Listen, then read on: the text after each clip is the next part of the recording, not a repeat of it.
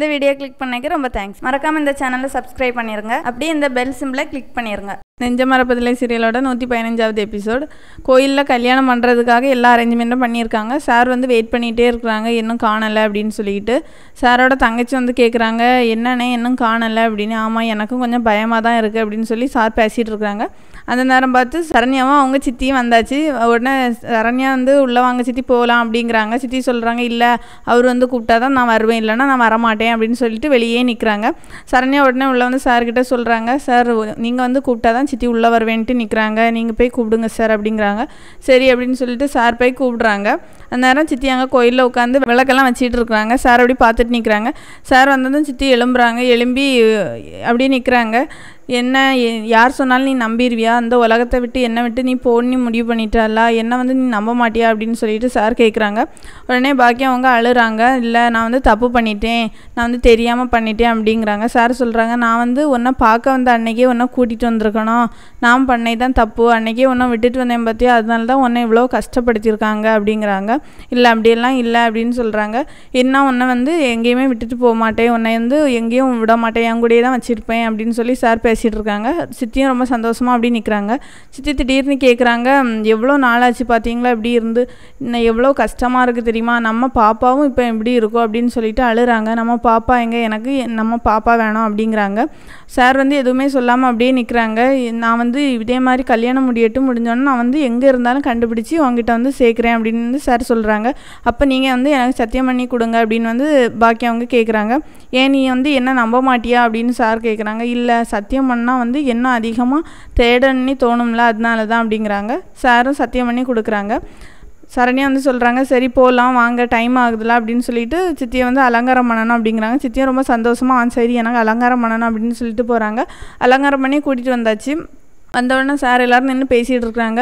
என்னால் உனக்கு தாம்மா நல்லா கஷ்டம் அப்படிங்கிறாங்க. இல்லை சார், இப்போ வந்து சீக்கிரமாக கல்யாணத்தை முடிச்சுட்டு தான் வந்து வீட்டுக்கு போகணும் அப்படிங்கிறாங்க. ஆமாம், வீட்டில் போய் உனக்கு எவ்வளோ பிரச்சனை வருமோ அப்படிங்கிறாங்க. அது பாக்கியம் அவங்க உடனே சொல்கிறாங்க, இல்லை சரண்யா வந்து என் கூட தான் இருக்கணும், போகக்கூடாது அப்படிங்கிறாங்க. சார் சொல்கிறாங்க, இல்லை சரண்யா வந்து அங்கே போய் ஆகணும், நம்ம வந்து நம்ம வீட்டுக்கு போகலாம், சரண்யா அங்கே தானே போகணும் அப்படிங்கிறாங்க. அப்புறமா சார் சொல்கிறாங்க, நீ அங்கே போய் உனக்கு எவ்வளோ கஷ்டம் இருந்தாலும் நீ எப்போனாலும் எங்கள் வீட்டுக்கு வரலாமா, அதுவும் உனக்கு வீடு மாதிரி தான் அப்படிங்கிறாங்க. சரண்யா சொல்கிறாங்க, சரி சார் நம்ம இதெல்லாம் அப்புறம் பார்க்கலாம், ஃபஸ்ட்டு கல்யாணத்தை முடிக்கலாம் அப்படிங்கிறாங்க. சரி அப்படின்னு சொல்லிட்டு போய் உட்காந்தாச்சு. உட்காந்து மாலையெல்லாம் மாற்றுங்க அப்படின்னோடனே மாலையெல்லாம் மாற்றி கல்யாணம் நடந்துக்கிட்டே இருக்குது.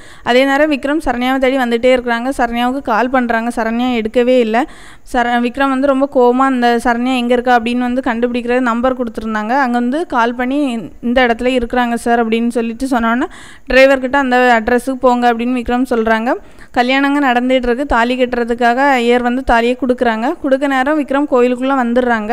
ஆனால் தாலி கட்டி முடித்ததும் விக்ரம் வந்து நின்று பார்க்குறாங்க. விக்ரம் ஒன்று அத்தை அப்படின்னு சொல்லிட்டு சத்தம் போடுறாங்க. பாக்கி அவங்களும் சாரும் ரொம்ப பயந்து போய் பார்க்குறாங்க. அத்தை என்ன பண்ணுறீங்க, உங்களை வந்து எல்லோரும் ஏமாற்றிட்டாங்க, உங்களை வந்து பொய் சொல்லி இந்த மாதிரி கல்யாணம் பண்ண வச்சுருக்காங்க அப்படிங்கிறாங்க. பாக்கி அவங்க சொல்கிறாங்க, நீ வந்து சும்மா இருடா, வாயை மூடு, நீ ஏன் இப்படியெல்லாம் பண்ணுற அப்படின்னு வந்து கேட்குறாங்க. சரண்யா சொல்கிறாங்க, என்னாச்சு, ஏன் இப்படியெல்லாம் சத்தம் போடுறீங்க அப்படிங்கிறாங்க. நீ வந்து சும்மா இரு, நான் வந்து உங்ககிட்ட பேசல, இவரை அரெஸ்ட் பண்ணுங்க அப்படின்னு வந்து சொல்கிறாங்க. சார் உடனே எழும்பி வர்றாங்க. எதுக்கு என்ன அரெஸ்ட் பண்ணணும், என்ன அரெஸ்ட் பண்ணணும்னா அதுக்குள்ளே ப்ரூஃப் எல்லாத்தையும் காட்டு, ஏன்னா கல்யாணம் முடிஞ்சிட்டு என் ஒய்ஃப் யார் எல்லாமே காட்டு, நான் வந்து சரி ஒத்துக்கிறேன் அப்படிங்கிறாங்க. ஆனால் விக்ரம் வந்து எதுவுமே சொல்லாமல் அப்படியே நின்றுட்டு இருக்கிறாங்க.